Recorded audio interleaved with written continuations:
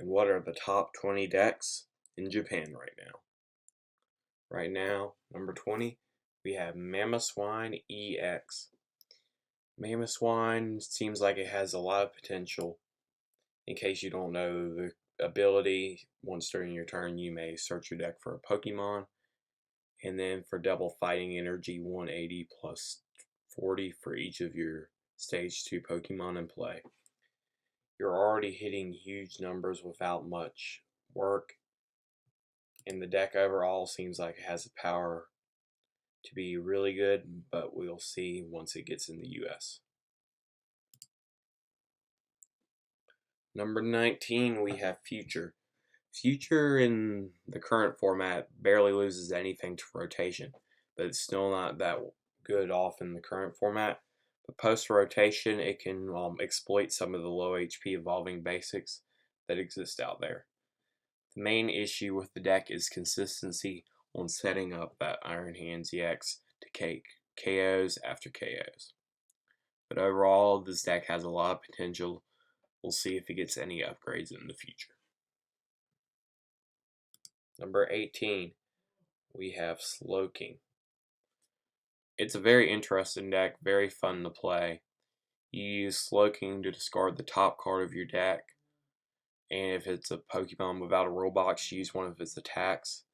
You use Academy at night to utilize Slowking, and you can use whatever attacker you want. You got Kyurem for Triforce. Conkeldurr is good at one-shotting stuff like Raging Bolt. Regigigas can one-shot all those pesky Terra Pokemon.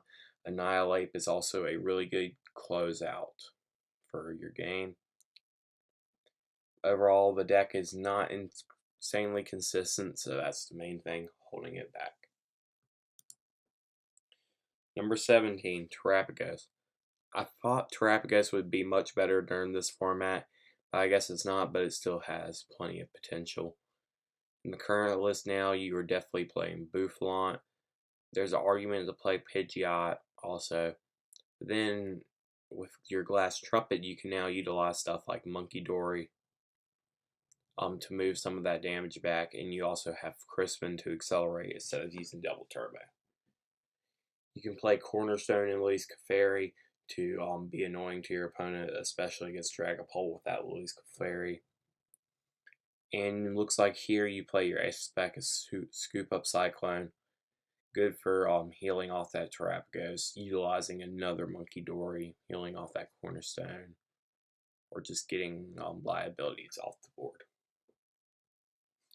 Number 16, we have Ceruledge. I did think Ceruledge would be a much better deck during this format, but it turns out it might not be the best, but it still has plenty of potential. This build right here plays Revavroom to help discard some more energy while giving you a draw engine, but I've also seen lists that I've liked that play Drillbur. When you play it down to the bench, you can search your deck for up to 3 fighting energy and discard them. But overall, Ceruledge seems like it definitely has some more potential. The Ends deck is definitely an issue with it, with that single prize Darmanitan. But it just seems like a deck that has plenty of potential and can definitely get more upgrades. Alligator. Feraligatr is a strong card that has been starting to see play during the current format. Has the Torrential Heart ability. Once during your turn, you may put 5 damage counters on this Pokemon. If you do, your attacks do 120 more damage. You can utilize it with Relicanth to use the Reversal Thrust on Crocodile or the Big Bite on Totodile, whichever fits your situation there. The Crocodile, you can hit and run into your Milotic or your Mimikyu, and the Big Bite can just stall them out in the active while you Munkidori around. Overall, it seems like a decently consistent deck. I don't like playing against it, it's annoying. But we'll see how it implements in the next format. Number 14, we have a Sprofa Froslass. I will say I did not see this deck coming out of it anywhere. It uses Froslass to ramp up those damage counters over the turns, and then uses Munkidori to move them off your Sprofa onto your opponent's Pokemon, boosting your damage. This Bratha also makes it annoying for Dragapult and Raging Bolt to get attacks off because it requires them to have one more energy, which sometimes they can't find. Also, you use a Maractus to help you set up in the start, which I think is honestly pretty cool. I never expected that card to see play. But overall, a deck that I did not expect, and it looks like it has a bunch of potential. Number 13, the Hops deck. I will say me and my friends were hyping this deck up a little bit too much, but it still seems like a decent deck. You have so much support here throughout everything. You have the Cramorant, you have the Hop Zacian, you have Munkidori.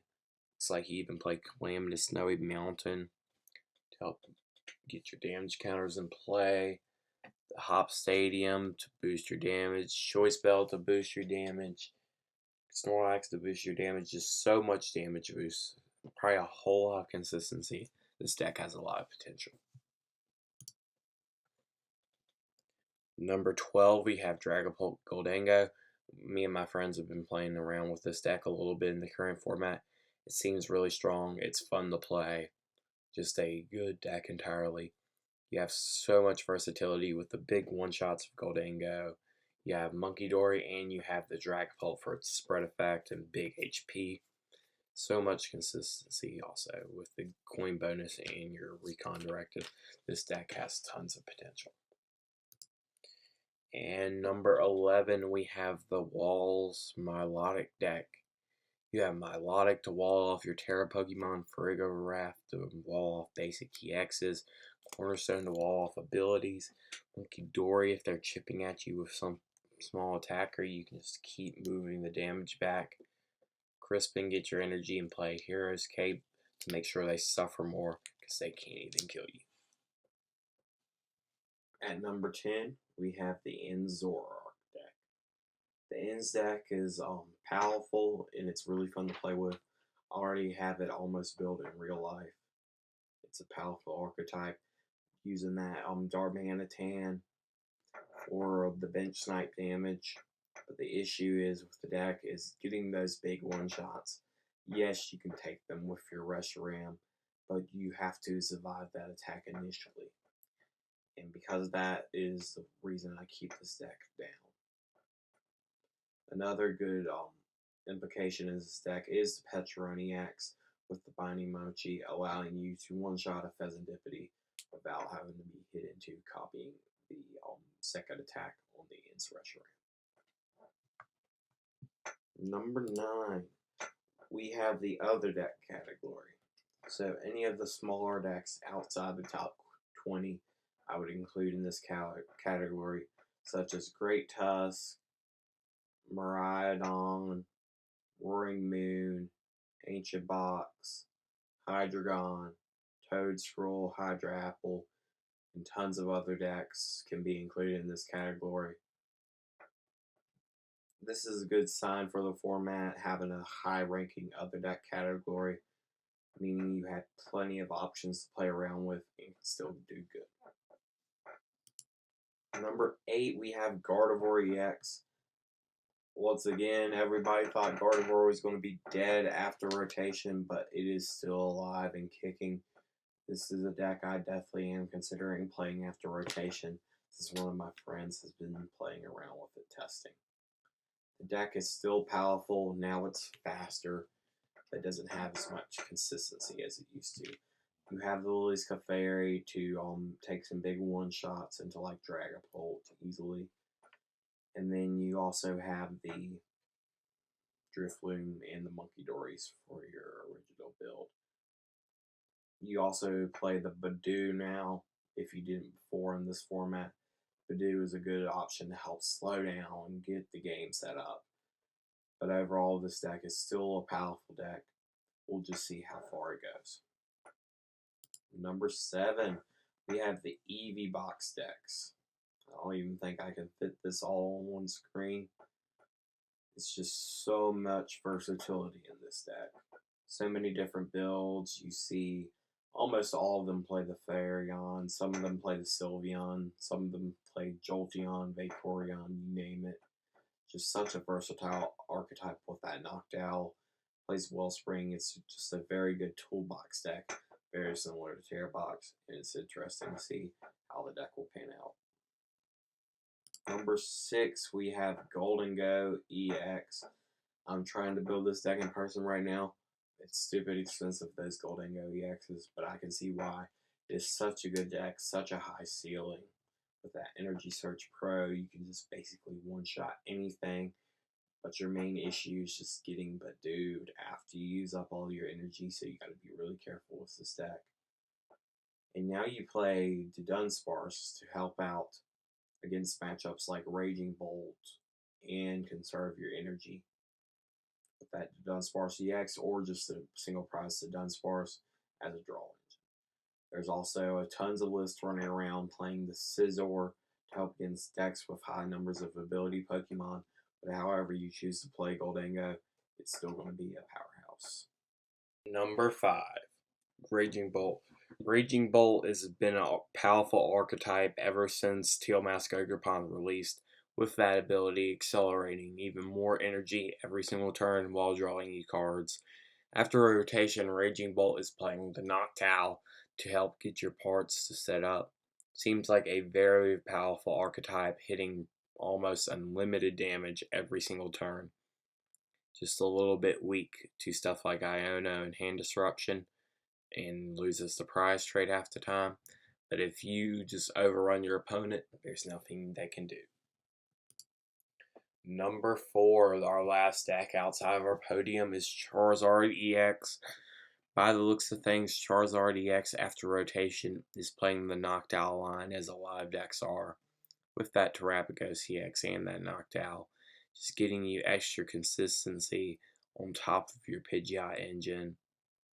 Just so many different lines you can go with this deck. Charizard is just such a powerful attacker with that Dusknoir combined with it. Almost an unstoppable deck. Number 3, we have Archaludon EX. Archaludon EX, probably the most you can ever play different ways of the deck. So many different options you have. You have normal builds, just plain old Archaludon like this. There's tons of Hops Archaludon builds. You see the doubles in a lot of them. You see Scizor, you see Dunsparce, you see Monkey Dory, you see tons of different builds of this deck. Anything works. If you go against Archaludon, you see them open up that Duraludon, predict nothing except for, okay, I don't know what I'm going to be playing against. This deck is such a powerhouse, so consistent, and will probably continue to be a major deck for time to come. Number 2, jumping up a ton from Archaludon, is Terrabox.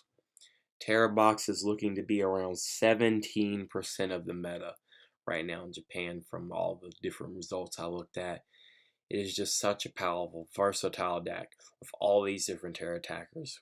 Easy ways to accelerate energy for Crispin and energy switch with Teal Mask Ogerpon. You have so many different attackers. Your Noctowl gets you set up. You have Wellspring to take multiple KOs. Pikachu can one-shot almost anything. If you can't one-shot that Dragapult with Pikachu, just use Lily's Clefairy. Charizard dies to Teal Mask.